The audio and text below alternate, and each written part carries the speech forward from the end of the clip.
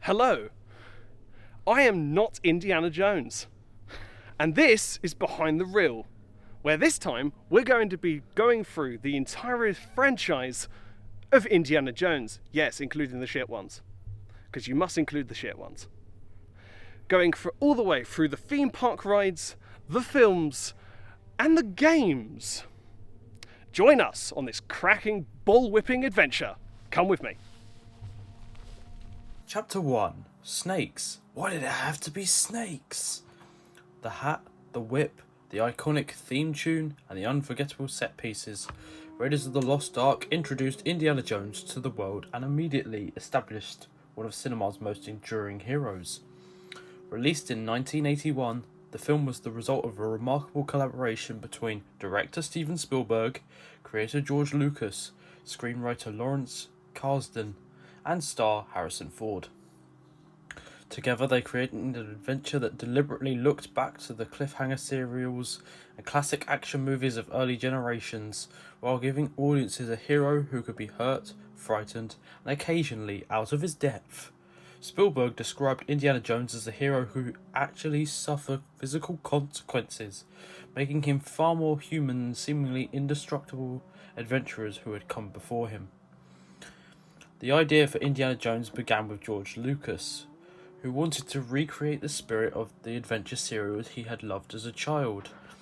Indiana was conceived as an archaeologist, adventurer, and obtainer of rare antiques, with his name taken from Lucas's dog.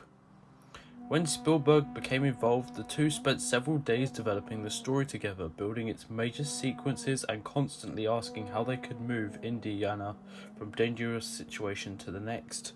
The screenwriter Lawrence Kasdan was then brought in to turn those ideas into a complete screenplay. The script was deliberately pulpy and fast-moving, drawing inspiration from the films such as Seven Samurai, Red River, and The Magnificent Seven and The Great Escape. The goal was never realism. Above all else, it was to create the breathless feeling of a Saturday morning adventure serial. Getting the film made was another adventure. Studios were initially reluctant to finance Raiders, particularly because its proposed $20 million budget was considered risky, and Lucas wanted an unusually large degree of control over the project. Spielberg was also coming off of the disappointing reception of 1941, which meant that some executives were questioning whether he was still the unstoppable young director who had made Jaws and Close Encounters of the Third Kind. Lucas, however, remained committed to Spielberg and trusted him to deliver the film. Spielberg himself saw the project as an opportunity to prove that he could make a major production effectively and responsibly. Once production began, the collaboration between Spielberg and Lucas became one of the film's greatest strengths, with Lucas even shooting second unit material while Spielberg concentrated on the main production. Casting Indiana Jones was one of the most important decisions of the entire production. Tom Selleck was originally considered for the role, but his commitment to Magnum P.I. prevented him from taking it. Spielberg eventually suggested Harrison Ford, despite Lucas initially being hesitant because of their previous work together on Star Wars. Ford ultimately accepted the part, and his interpretation transformed Indiana Jones into something more than a traditional action hero. Ford played him as an academic first and an adventurer second, intelligent, stubborn, dry, funny, and vulnerable.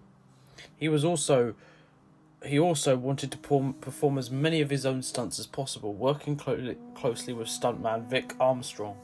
Even the famous bull whip became part of Ford's physical performance, requiring practice, precision, and timing. That combination of toughness and vulnerability became central to Indiana Jones' appeal. The supporting cast gave the film an equally important sense of personality. Karen Allen's Marion Ravenwood was not simply a damsel in distress, but a fiercely independent character with a complicated history with Indiana. Paul Freeman brought sophistication and menace to the French archaeologist René Belloc, or John Rhys Davies made Salah one of the film's most memorable allies. The production was intentionally filled with colourful characters reflecting the classic adventure films that had inspired Kasdan. Spielberg also encouraged a loose, energetic atmosphere on set, allowing certain moments to develop through improvisation.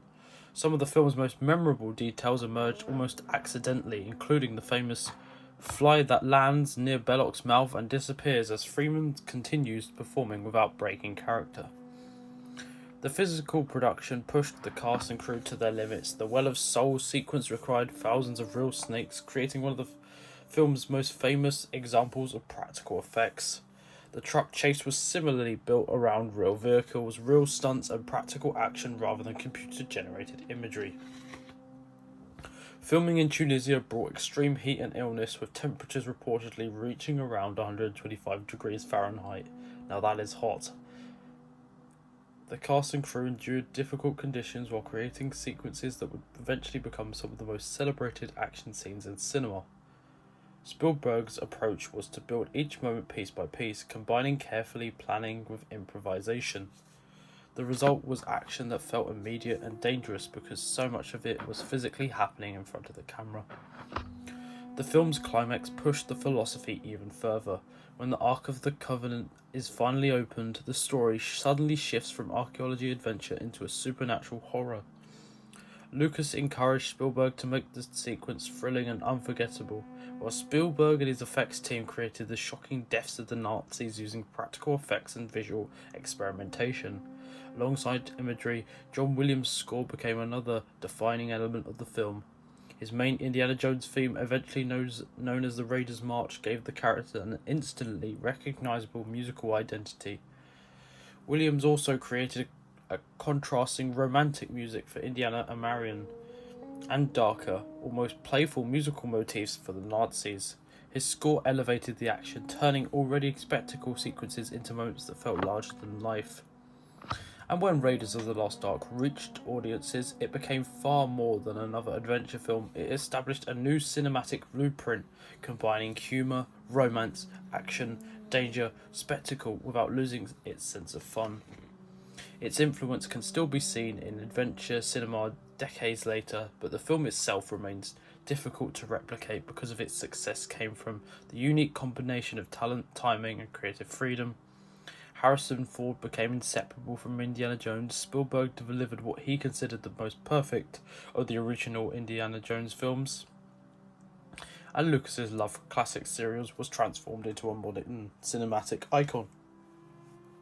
40 years later, Raiders of the Lost Ark still feels remarkable, fresh, because beneath all of those explosions, snakes, Nazis, and supernatural spectacle, it is built around something deceptive, simple, and an unforgettable hero stepping into danger, improvising his way through it, and somehow making it look effortless. Chapter 2. Prepare to meet Kali in Hell. If Raiders of the Lost Ark introduced audiences to Indiana Jones at his most adventurous, Indiana Jones and the Temple of Doom took the character into much darker territory. Released in 1984, the sequel was deliberately different from its predecessor, with George Lucas and Steven Spielberg deciding to not simply repeat the formula of the first film. Both men were going through difficult periods in their personal lives, and that mood influenced the production. Lucas wanted something darker and more intense, while Spielberg later admitted that the film pushed him beyond what naturally suited his filmmaking style at the time. The result was an adventure filled with horror, violence, disturbing imagery, and some of the most extreme sequences in the entire franchise. Especially that heart-ripping scene, my god. The story also brought a group of new characters to the Indiana Jones world. Kate Capshaw was cast as Willie Scott, and also the wife to now Steven Spielberg, a nightclub singer who finds herself caught up in Indy's latest adventure, while young Kiki Kwan played Short Round. Indiana's energetic and loyal sidekick, Capshaw remembered being encouraged to make Willie faster and funnier rather than overthinking the role, while Harrison Ford helped establish the film's pulpy tone. Kwan, who had never been in a film on a film set before his audition, quickly became an important part of the production. Despite the darkness of the story, the cast developed a close relationship during filming, with Kwan remembering the group spending time together away from the set and Ford even teaching him how to swim. The production itself was physically demanding, particularly for Harrison Ford. While filming, Ford suffered a serious back injury after riding elephants and had to return to the United States for treatment. Rather than stop the production, stuntman Vic Armstrong stepped into Indy's costume and performed much of the action, some things working remarkably close to the camera so that the footage could be cut together with Ford's material. The film's practical stunts became increasingly ambitious, from dangerous vehicle sequences to the famous minecart chase. The production team also had to deal with enormous quantities of insects, which proved more difficult to control than snakes used in Raiders. For the cast, the bugs were not special effects that could simply be ignored. They crawled all over and underneath their clothes, making the scenes genuinely uncomfortable. Among the most memorable sequences were the elaborate Chamber of Spikes, which Spielberg particularly enjoyed creating. The sequence combined physical danger, comedy, and increasingly frantic action, perfectly capturing the exaggerated spirit of the old adventure serials that inspired the franchise. The minecart chase pushed the philosophy even further, turning a relatively simple escape into a spectacle rollercoaster ride. Even during the difficult production, there was room for improvisation and humour. Kiki Kwan remembered Harrison Ford playing practical jokes on Spielberg, including one involving ice cream that unexpectedly became part of a usable take. Behind the scenes, the atmosphere could be surprisingly light despite the increasingly dark material being filmed. That darkness reached its most controversial point during Temple of Doom's ritual scenes, particularly the moment when a man's heart is ripped from his chest. The banquet sequence, with its exaggerated presentation of unusual food, and also provoked criticism, with some viewers feeling that the film represented an offensive or stereotypical image of India. The violence was so intense that Temple of Doom, along with other films released around that time, helped contribute the creation of the PG-13 rating in the United States. The filmmakers had clearly pushed beyond the boundaries of what audience expected from a family adventure film. Spielberg later acknowledged that he had taken the film into a particularly dark space, something that did not completely fit his sensibilities at the time. Yet despite its darker reputation, The Temple of Doom remains one of the franchise's most energetic and distinctive films. The opening sequences alone has the pace and spectacle of an entire adventure movie, while the minecart chase, the rope bridge, and the temple itself demonstrate Spielberg's extraordinary ability to stage action.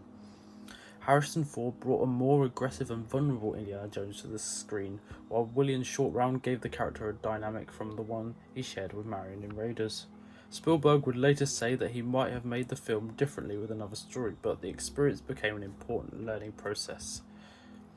Temple of Doom may have been darker, stranger, and more controversial than its predecessor, but that willingness to take risks is precisely what makes it such a fascinating chapter in the Indiana Jones cinematic history.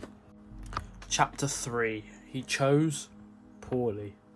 After the darkness of Indiana Jones and the Temple of Doom, Steven Spielberg and George Lucas wanted the third Indiana Jones film to reconnect with the spirit of the original adventure. Before settling on the Holy Grail, filmmakers consider a number of ideas, including a story inspired by the Monkey King, a haunted Scottish castle, and an adventure set in Tibet. Eventually, Lucas returned to the idea of the Holy Grail, an object that had previously considered too mysterious to build a whole film around. This time, however, they gave the Grail a more tangible purpose, turning its search into the centerpiece of Indiana Jones and the Last Crusade. The film would still contain an enormous amount of action sequences, but the filmmakers wanted something more personal at its heart. That personal element came from Indiana Jones's relationship with his father, Henry Jones Sr. Spielberg felt that the Holy Grail could represent something more than an ancient treasure. It could become a metaphor for Indiana Jones' search for approval and reconciliation from his father. Harrison Ford welcomed the opportunity to explore a different side of the character, describing the film as a relationship story between his son and his father. The decision to cast Sean Connery as Henry was inspired for the connection between James Bond and Indiana Jones. Since the Bond films had helped inspire the Indiana Jones series, casting the original Bond as Indy's father creates a clever connection between the two generations of cinematic adventurers. Connery brought authority and intelligence to the role, but also a mischievous sense of humour that gave the character a completely different energy from Indiana. And of course, the chemistry between the pair of them became one of the film's greatest strengths. Their relationship allowed Spielberg to mix genuine emotion with comedy, turning many of their scenes into classic comedy routines. Indiana may be a confident, experienced adventurer, but around his father, he often becomes something closer to an embarrassed son, desperate for recognition. Connery was equally willing to allow himself to be the butt of jokes, creating a relaxed atmosphere between the two actors. Their contrasting personalities made the relationship feel believable. Indiana Jones was the physical adventurer, while Henry was the academic who often seemed more interested in his research than the dangers surrounding him. This film had also introduced a new kind of villain in Elsa Snyder, played by Alison Doody. Elsa initially appears to be an ally, a romantic interest for Indiana, but she is eventually revealed to be working with the Nazis. Her character was deliberately designed to move away from the helpless female roles sometimes associated with adventure films. Doody recalled her unusual audition where Spielberg handed her a broom handle and asked her to pretend it was a gun. Her role became increasingly complicated as the story developed, placing her between Indiana Jones, his father, and the Nazis. Meanwhile, Julian Glover played Walter Donovan, the wealthy American who finances the search for the Grail, while secretly pursuing its power for himself. The return of the Nazis also restored one of the franchise's most recognizable threats. Behind the scenes, the production was filled with ambitious action sequences. Filming in Venice presented its own challenges, with Doody having to drive a speedboat without having previously been taught how to operate it properly.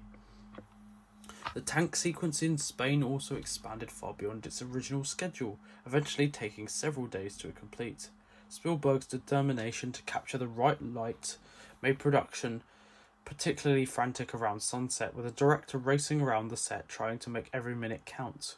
Even after the film had been previewed successfully, Spielberg and Lucas felt the second act needed more action. They responded by creating additional sequences, including, of course, the motorcycle chase, demonstrating their willingness to keep refining the film even when audiences and the studio were already delighted with it. One of the film's memorable qualities came from the moments that happened spontaneously. Connery improvised lines during filming, including a remark about Elsa talking in her sleep that became one of the film's most favourite moments. Other scenes developed through experimentation between the actors, with Spielberg encouraging them to find the comedy naturally. The production also created elaborate props, including the famous Grail diary, which was packed with detailed illustrations and information about Indiana's investigation. These small details helped make the world feel authentic and gave the audience the impression that Indiana's journey and search was part of a much larger archaeological history. Ultimately, Indiana Jones and the Last Crusade became more than simply another quest for an artifact. It combined the spectacle of the first two films with a much stronger emotional story, using the relationship between Indiana and Henry Jones to give the adventure genuine meaning. The Grail become important not simply because of its supernatural power, but become Indiana Jones' journey forced him to confront his complicated relationship with his father. Sean Connery's performance gave Harrison Ford a perfect dramatic and comedic partner, while Spielberg's direction balanced action, humour, romance and emotion. For many of the other people involved, that combination made The Last Crusade the strongest of the original trilogy, which I agree, it is the best of the original trilogy. An adventure about two men searching for a legendary treasure while ultimately discovering something far more vulnerable in their relationship with each other. Chapter 4. Oh dear, they've royally cocked it up. After The Last Crusade, Indiana Jones had seemed to have gone out on top. Then nearly 20 years later, Harrison Ford apparently decided that archaeology's greatest action hero had some unfinished business. The idea for a fourth film took years to develop, with scripts appearing and disappearing before Spielberg, Lucas and Ford finally agreed on a story. Lack thereof. The problem was that everyone seemed to want a different Indiana Jones movie. Ford preferred the adventure and character relationships, Lucas wanted something supernatural and mysterious, and Spielberg was trying to recapture the magic of the original trilogy, where this should have fucking stayed. Eventually, they all settled on the Crystal Skulls, aliens, the 1950s, and a brand new sidekick. Yes, aliens. After Nazis, cults, and the Holy Grail, Indiana Jones was apparently going to investigate the possibility that archaeology had been hiding extraterrestrials. The whole goddamn time. God, you gotta be serious, really? The decision to age Indiana Jones was actually one of the most sensible ideas. Spielberg wanted the character to acknowledge that almost 2 decades had passed. Instead of pretending Harrison Ford was still the same age he had been in Raiders, the film would embrace the fact that Indiana was older. Set in 1957, the movie placed Indy in the middle of the Cold War, complete with communists, nuclear testing, and American paranoia. On paper, this could have been a really brilliant new direction.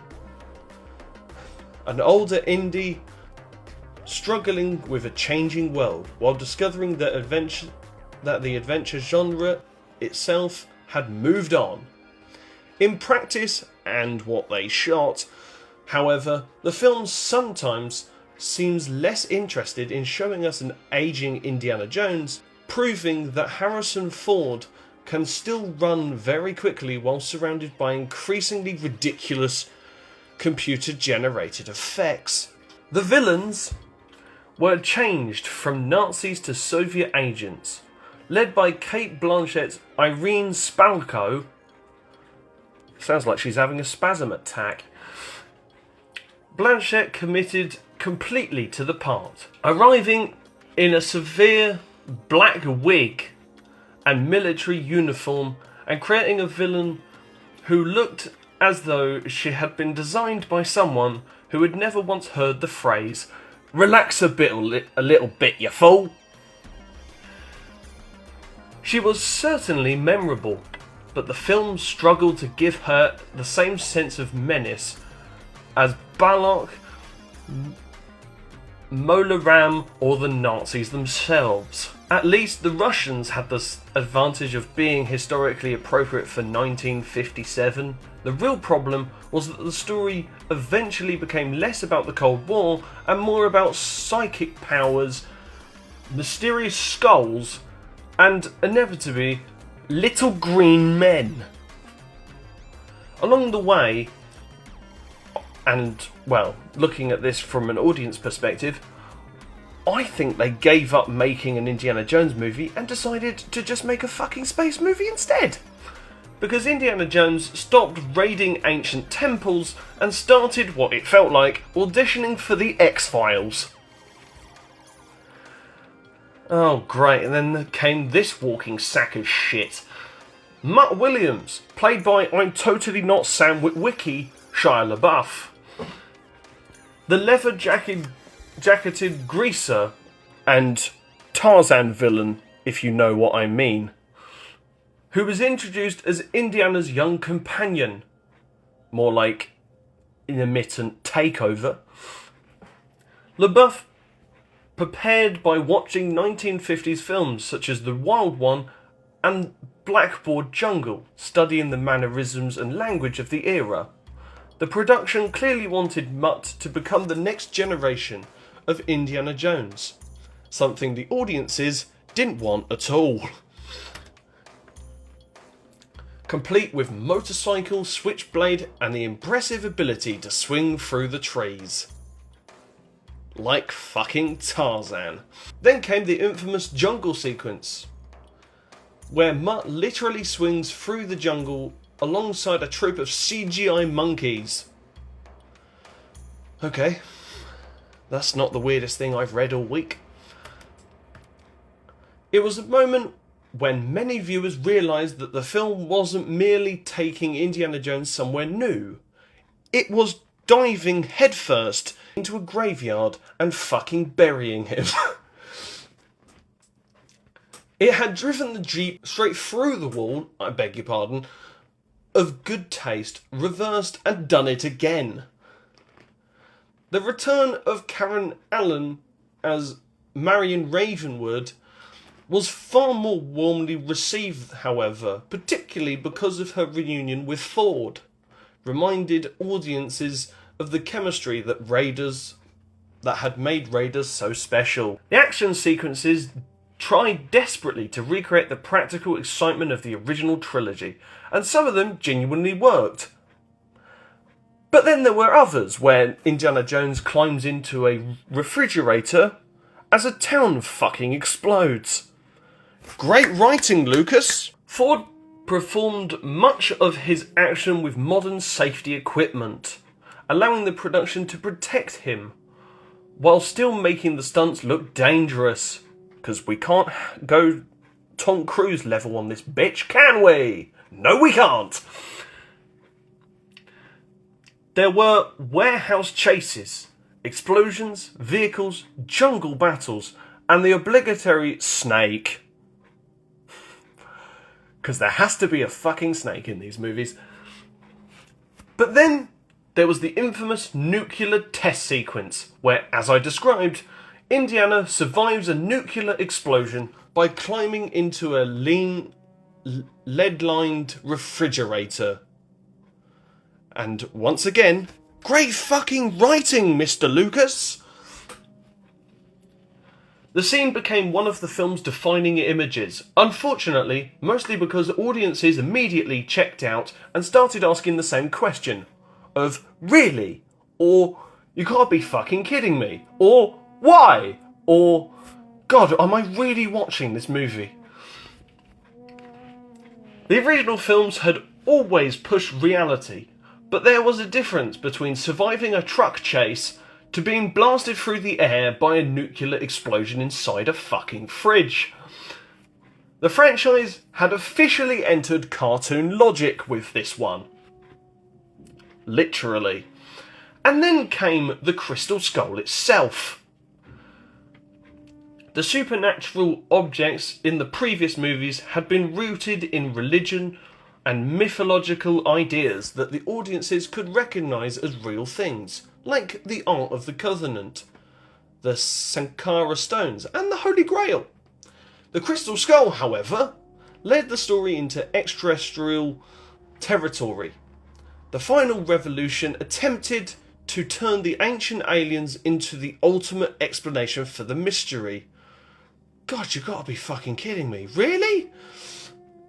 Culminating in a giant flying saucer that, if you're not so careful, you could literally fucking eat as a British sweet. Taking off from the jungle. After spending 3 films fighting Nazis, cultists and treasure hunters, Indiana Jones was now watching aliens leave Earth. God Christ. Even Steven Spielberg later acknowledged that the 4th film represented a different kind of challenge. But the biggest challenge for many fans was accepting that this was actually an Indiana Jones movie. And a movie that Steven Spielberg ultimately fucking hates.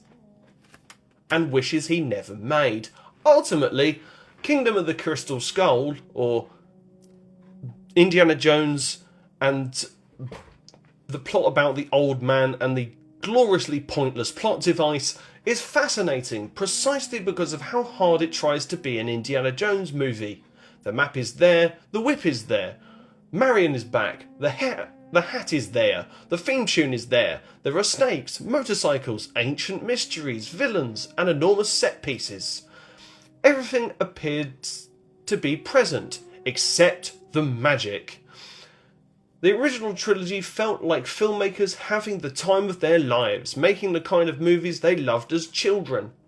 Crystal Skull often feels like grown-ups trying very hard to try and remember what made those movies so fun. Harrison Ford remains as Indiana Jones, and Karen Allen's return is genuinely lovely, but the fridge the monkeys, the CGI spectacle, and the alien bloody finale make the film feel like the odd relative at the family reunion. It isn't completely without entertainment, however. But after Raiders and Last Crusade, the bar was buried somewhere beneath Temple of Doom, and Crystal Skull arrived carrying the shovel to the fucking grave. Chapter 5.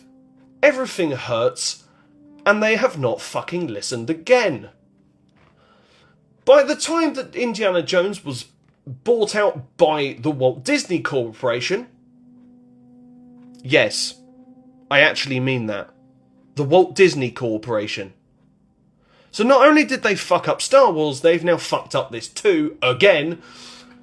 We got to Indiana Jones and the Dial of Destiny in 2023.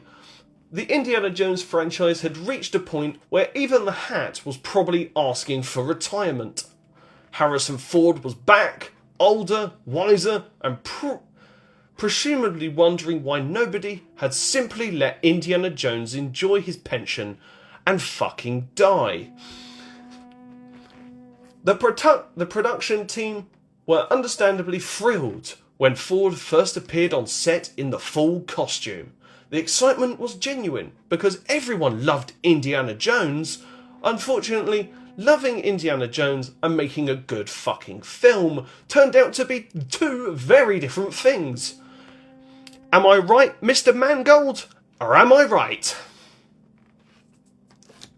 Harrison Ford remained the great strength of the production. He was professional, generous, and apparently so helpful that he could sometimes be found assisting the camera crew between takes. Oh, what a lovely guy. I bet you in the breaks, however, he held a beer and then dropped it and built a fucking shed, because he's pretty good at doing carpentry, for those of you that don't know.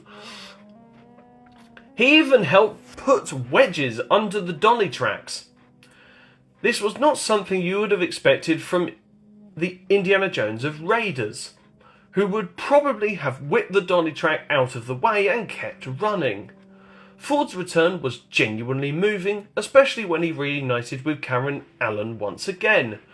Their chemistry remained intact, and Marion's brief appearance reminded everyone that Indy once had a life of his own, relationships and emotional stakes that felt important. The problem is that Dial of Destiny, or Dial a Telephone because this movie fucking sucks, spends most of its running time trying to convince us that the most interesting thing about Indiana Jones is that he is old, tired, wrinkly, and just wants to have a sit down, rather than asking what an older Indiana Jones might actually have to say about his life, for God's sake. Then there's the story. And this is a fucking story to begin with anyway. Indiana is dragged straight into the quest to look for and I'm going to butcher this, fellas, so get ready for it, Antikythera mechanism, an ancient device capable of predicting fixtures in time. Oh, for fuck's sake. This is where the franchise takes its final step from ancient mythology into full-on what the fuck are we doing here territory. The film begins with Nazis, because apparently the franchise couldn't survive without them, and a really young CGI face Harrison Ford, Indiana Jones, which for the time didn't look that bad in cinema, but I can tell you now, probably looks god-awful. This eventually leaves Indiana through New York, Morocco, and Sicily. There are tuk-tuk chases, train sequences, shootouts, explosions, and an impressive amount of running. Reminds me of the time that both me and Ed did a lot of running. If you know, you know. Yet despite all the machinery and spectacle, the adventure lacks the effortless simplicity of Raiders. the earlier films could explain their MacGuffins quickly and get moving. Here, the plot feels like it needs to do its own archaeological excavation just to explain what everyone is looking for. We're not fucking idiots, we can just tell by looking at it. Behind the digital effects was a production that still heavily relied on enormous practical sets and real locations. Principal photography began in June 2021 and continued until February 2022, with filming taking place across the United Kingdom, Italy and Morocco. Production designer Adam Stockhausen constructed huge physical environments, including the elaborate train set used for the opening sequence, which is probably the best part about this film, and then it all goes off a fucking cliff. The filmmakers were determined to preserve the tactile quality that had defined the earlier films, combining real sets, stunt work and locations with modern visual effects. In other words, even after decades of technological progress, Indiana Jones was still being encouraged to run around hitting Nazis with things. The supporting cast tries valiantly to keep the expedition alive. Phoebe Waller-Bridge plays Helena Shaw. Does she? Because all I got was, this character is literally Disney and Lucasfilm having a fucking argument for about 2.5 hours. But anyway, she's Indy's goddaughter and fellow adventurer, while Mads Mikkelsen, who played the worst attempt at Grindelwald I've ever seen in my life, provides another polished villain. I guess. The production also brought back Sahala. I guess that's his name? Sorry if I butchered that. Because apparently every surviving character from the original films has to be summoned back for a reunion tour to the dumpster fire realm. The performances were perfectly competent, but the film kept struggling to decide whether Helena is Indiana's successor, his equal, his replacement, or simply the person that's going to inherit the franchise while Indiana stands nearby looking increasingly exhausted, or, as I put earlier, in my personal opinion, a walking fucking debate. The action follows the same pattern. Something explodes, Indiana runs, somebody drives something extremely quickly, and the audience waits for the next piece of furniture to fall on Harrison Ford, and for, let's be honest, this whole fucking movie to be over. The strangest part is that the production itself sounds like an absolute dream for Indiana fans. People were thrilled to work on it, the sets were spectacular, the crew were passionate. Ford was reportedly wonderful to work with, and the behind-the-scenes material shows enormous craftsmanship and affection for the character. And yet, that almost makes the final result even more frustrating and annoying. You can see the love everywhere, in the costumes, props, locations, practical effects, and performances. But love cannot substitute for a great story.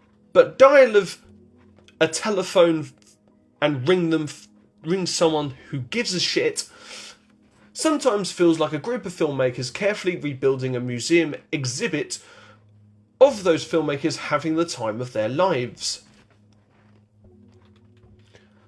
And then, because this film clearly couldn't stop with the fucking comedy, the film arrives at its enormous time-bending finale, where, and it feels this in the movie, everything is just dropped for this is a time travel movie! Yippee!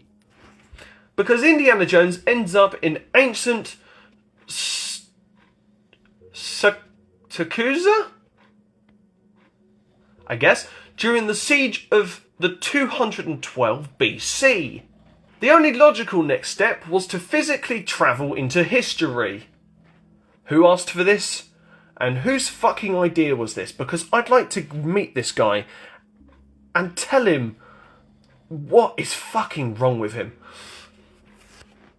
It is certainly bold, however. It is certainly ambitious, and it is also the cinematic equivalent of someone finding the emergency, make this bigger button because we're running out of ideas! Hooray!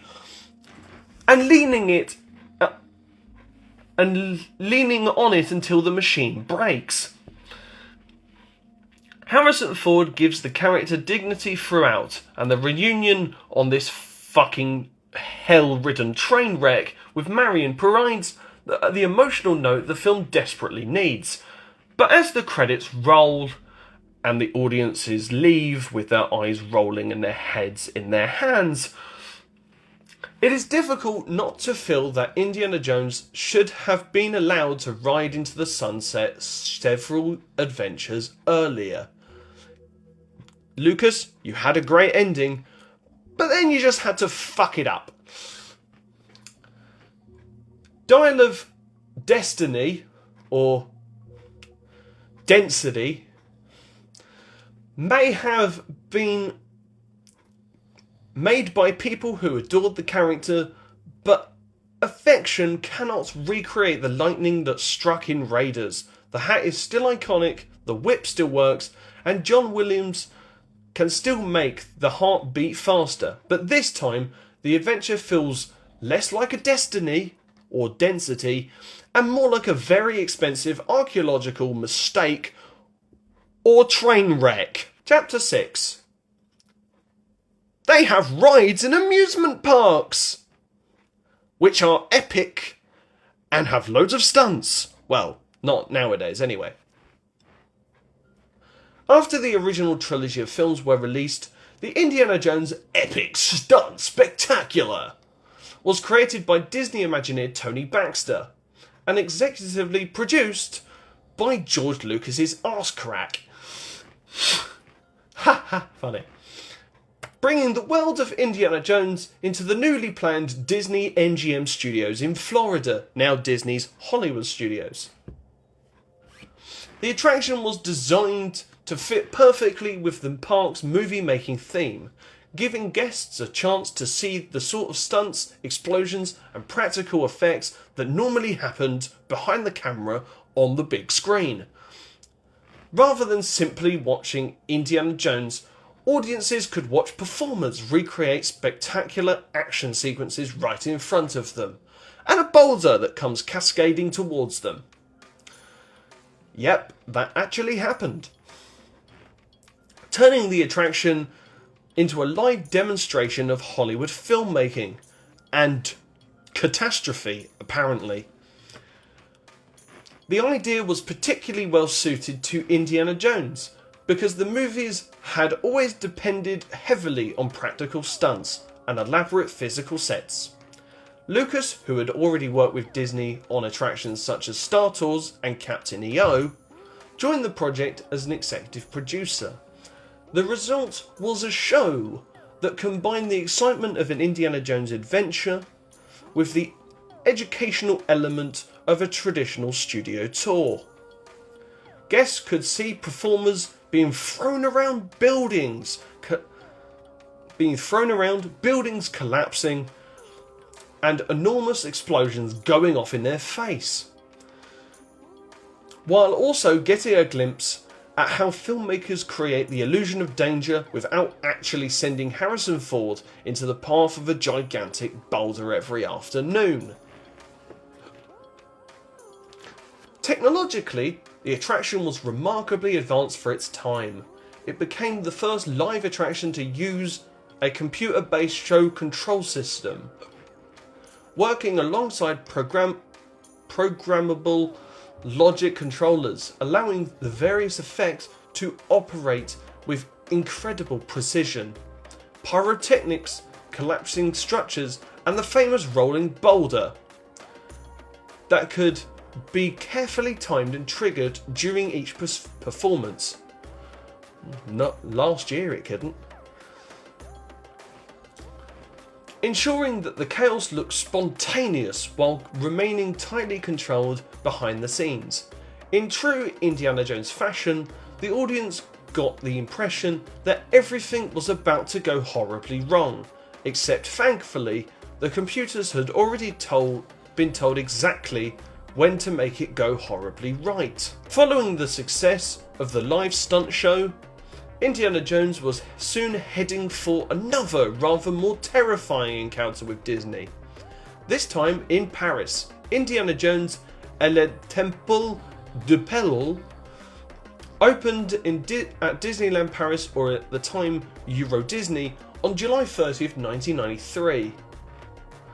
And its origins were considerably less glamorous than its giant stone temple might suggest. The original plan had been far more ambitious. Imagineers had dreamed up an entire Indiana Jones themed area in Adventureland, complete with a spectacular runaway minecart dark ride inspired by Temple of Doom. Unfortunately, there was one small problem: money. After Euro Disney opened in 1992 to disappointing attendance and enormous financial difficulties, the grand Indiana Jones expansion was firmly put on the shelf. Where, in terms of these movie studios, things don't last forever. Disney still wanted a major thrill attraction, however, and the answer was essentially build a roller coaster, cover it in jungle ruins, and hope nobody notices how quickly we did it. Imagineers teamed up with Intamin to adapt an existing compact steel coaster design into the setting of a gigantic, supposedly ancient temple. The attraction was constructed in roughly 9 months, making it a remarkably speedy project by Disney standards. Take notes, because, well, they didn't exactly do that for Tron Light Cycle Run, did they?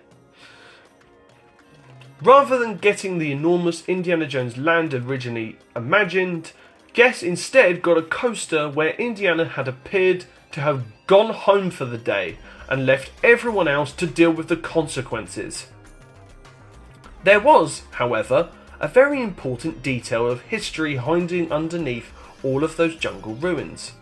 Indiana Jones et le Temple du Peril became the first roller coaster in an official Disney theme park to feature a vertical inversion. In other words, Disney had finally decided that its guests should not merely be chased by boulders and Nazis. They should be completely turned upside down. Ooh. The result was a compact but visually striking attraction that demonstrated how quickly Disney could transform financial necessity into a headline-grabbing thrill ride. It may not have been the magnificent Temple of Doom experience originally planned, but considering the circumstances, getting from financial crisis to upside-down Indiana Jones in 9 months was quite the impressive achievement. If Disneyland Paris gave Indiana Jones a roller coaster, Disneyland in California decided to go completely overboard and build an entire archaeological nightmare around him. Indiana Jones Adventure Temple of the Forbidden Eye opened in 1995 and takes guests into the jungles of India in 1935, where Indiana Jones had apparently discovered a temple offering visitors 3 irresistible rewards: wealth, eternal youth, and the knowledge of the future. Oh, and let's not forget an animatronic of Indiana Jones that looked nothing like Indiana Jones. Naturally, there was a catch. You absolutely must not look into the eyes of the temple deity, Mara.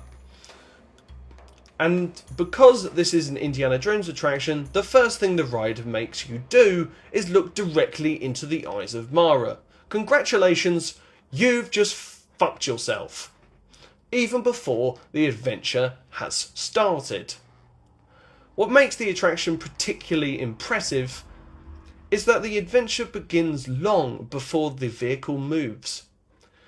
The queue itself is effectively part of the ride, winding through dark temple corridors covered in mysterious hieroglyphics, with warnings, messages, and hidden details scattered everywhere.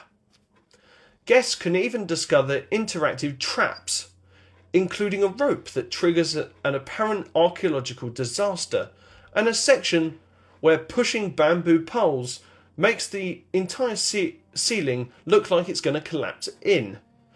Well, Disney really were trying to kill their guests now, weren't they? There are also genius pieces of Indiana Jones history on display, including the Mercedes-Benz troop transport used in the desert chase from raiders. So while you're waiting in line for your turn to potentially be murdered by an ancient deity, Disney had thoughtfully provided enough things to look at to stop you wondering why you didn't go on It's a Small World After All. It's a small world after... Fuck off! Once aboard the rugged troop transport, the ride becomes a full-scale, not Indiana Jones adventure, packed into several minutes of increasingly ridiculous peril, and, as I said, an animatronic that just doesn't look like him. Depending on the route, Mara promises riches, eternal youth, or knowledge of the future before inevitably everything goes spectacularly wrong. The vehicle crashes through the Temple of the Forbidden Eye, past skeletons, mummies, and an enormous swarm of insects, before encountering a giant cobra, a collapsing tunnel, poisonous darts, and a cavern filled with lava. Oh, and let's not forget, the giant fucking boulder is back. The ride uses motion-based vehicles, huge animatronics, lighting effects, and practical sets to make passengers feel as though they have been genuinely thrown inside an ancient temple. Essentially, Disney asked the question, what if Raiders of the Lost Ark was a theme park ride? And then answers it by throwing approximately every single Indiana Jones cliché at you all at once. Great job, Disney! How to nostalgia bait your audience, even before you were really good at doing it. And then comes the moment everyone was waiting for, and as I alluded to earlier, the fucking boulder is back! Indiana Jones appears hanging above the vehicle. Well, we say that, but it's not actually him. Tells everyone to turn on their headlights, and then, with impeccable timing, a gigantic 16-foot boulder comes rolling towards the guests. Ah! I should be scared right now! But it's made of foam, so it doesn't matter. The vehicle appears to reverse before the floor gives way, sending everyone plunging into another chamber before finally escaping. Jones then appears once more to deliver a sarcastic comment about the tourists before the ride eventually returns to the station, thank Christ. What makes Indiana Jones' adventure so clever is the fact that they didn't put the word "the" between Jones and adventure. I'm kidding.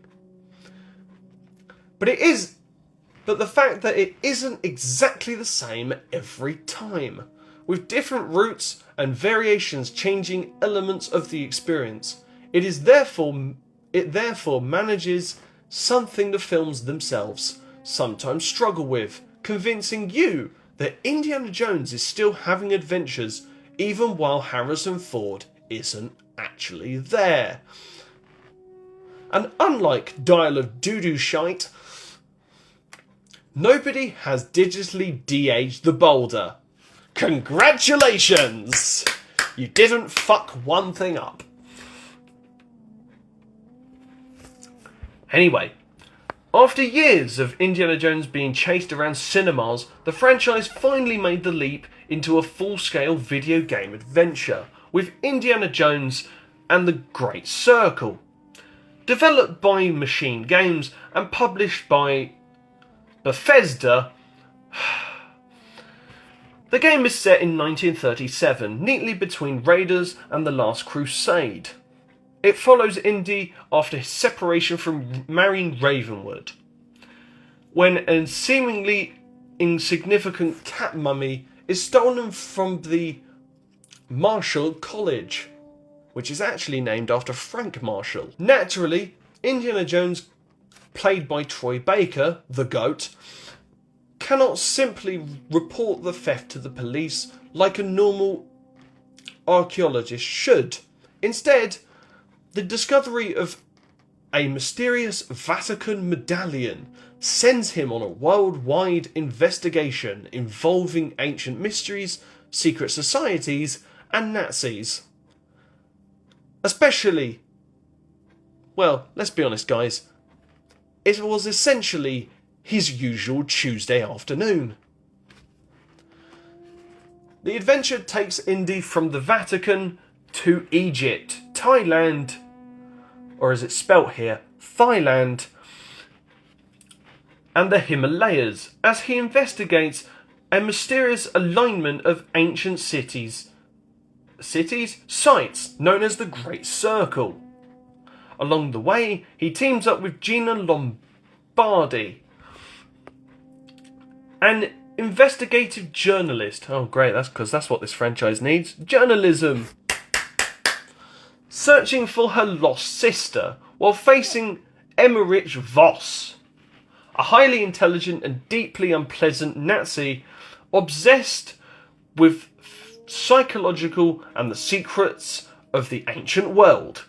The game captures much of what made the classic films work, allowing players to explore enormous environments, solve archaeological puzzles, sneak past enemies, and when diplomacy inevitably fails, punch Nazis in the face.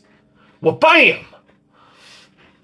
The first-person perspective also makes the experience unusually physical, with Indy's fists, whip, and improvised weapons becoming as important as his famous fedora.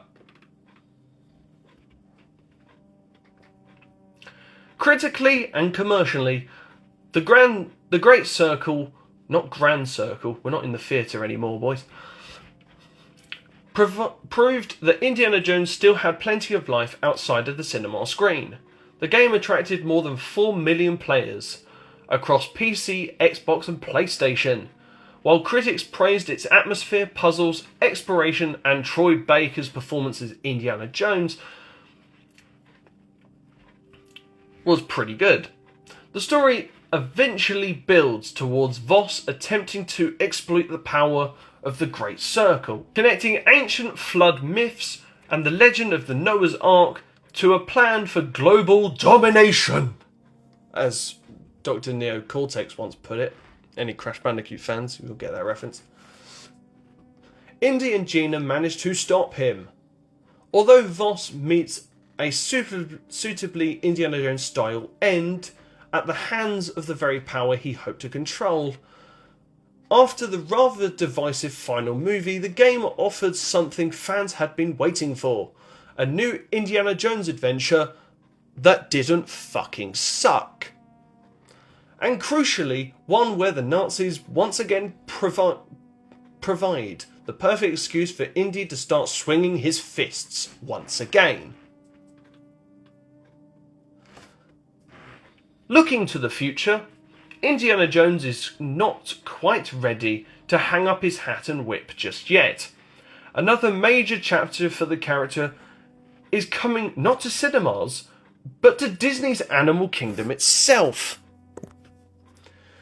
where Indiana Jones and the Myth of the Jade Serpent is planned as a new attraction at the Tropical Americas area in that park. Rest in peace, Dino Land USA. The adventure will take guests beneath an ancient Mayan temple and into the mysterious underground world, or underworld, with Indy once again investigating something that sensible archaeologists would have probably left firmly alone. But this is Indiana Jones. I guess this is where they're going with it now. The story centres on a largely cenote said to lead to the Mayan underworld, protected by a gigantic serpent creature known as the Tsukan. Sounds pretty cool, I'm not going to lie. Perhaps the biggest surprise about this entire attraction is that Harrison Ford himself will be part of the attraction as the face of the ride. Thank Christ, at least they learnt their mistake from Disneyland. According to the announcement at D23 in August 2026, Ford revealed that his likeness will be used as the model for the Indiana Jones animatronic. That makes the attraction a particularly significant moment for the franchise, as it will be the first Disney attraction anywhere in the world to feature Ford's face as the actual character on a ride. After decades of playing the character on screen, Ford is therefore apparently going to spend his retirement being turned into a robot, like Five Nights at Freddy's, and terrifying theme park guests for the rest of his days and the foreseeable future until Disney tears it up. Honestly, that feels like a remarkably appropriate for Indiana Jones. The future of Indiana Jones then looks rather different from where it began. The character has travelled from Spielberg's practical adventure films to theme park stunt shows, enormous dark rides, roller coasters, and finally a critically successful video game. While Ford's return to the role continues through attractions rather than another feature film, the myth of the Jade Serpent promises to keep the formula alive with ancient mysteries, enormous creatures, hidden temples, and naturally, snakes. Not the people that lie, the actual reptile. Perhaps this is the best place to leave Indiana Jones, not as a character desperately trying to outrun time, but as an adventure icon, who has become bigger than any single movie itself.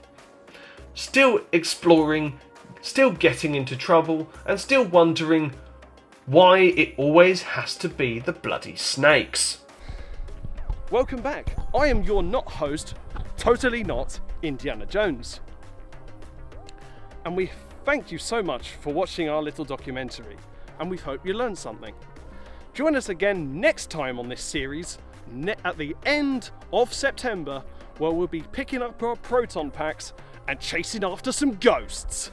See you next time. Real thrills.